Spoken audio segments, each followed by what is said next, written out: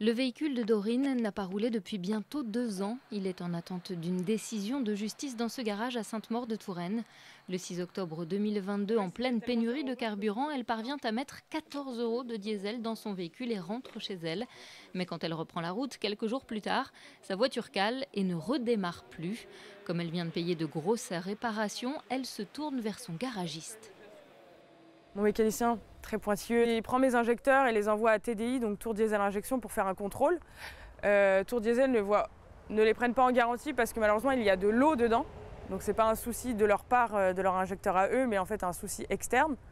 Donc de là il est parti plus loin, il a pensé du coup au réservoir, il a pris un échantillon de mon réservoir et là on a pu voir en fait que j'avais de l'eau avec du gasoil. On voit bien la différence en fait des deux entre avec l'eau en fait qui sépare, c'est comme l'eau et l'huile en fait. Et ça fait des petits, on les voit pas beaucoup, mais ça fait des petites particules de gasoil périmées en fait. Les expertises qu'elle nous montre stipulent que la panne provient bien de l'eau trouvée dans son carburant. Pourtant, aujourd'hui, la station-service incriminée refuse de payer pour la remise en état du véhicule. Et plus les choses traînent, plus les frais augmentent.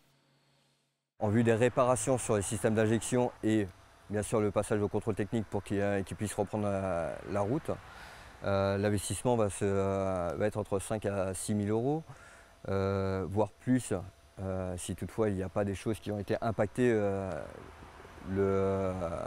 par rapport au fait qu'elles soient arrêtées depuis un certain temps. Contactée par téléphone, l'enseigne de Jouer les Tours nous explique que l'histoire de Dorine est un dossier isolé. Selon notre interlocutrice, une anomalie de ce type aurait dû générer des dizaines de réclamations, ce qui ne serait pas le cas. L'affaire est désormais entre les mains des assureurs et de la justice. Seul espoir pour la jeune plaignante, trouver d'autres victimes au même moment et à la même station-service.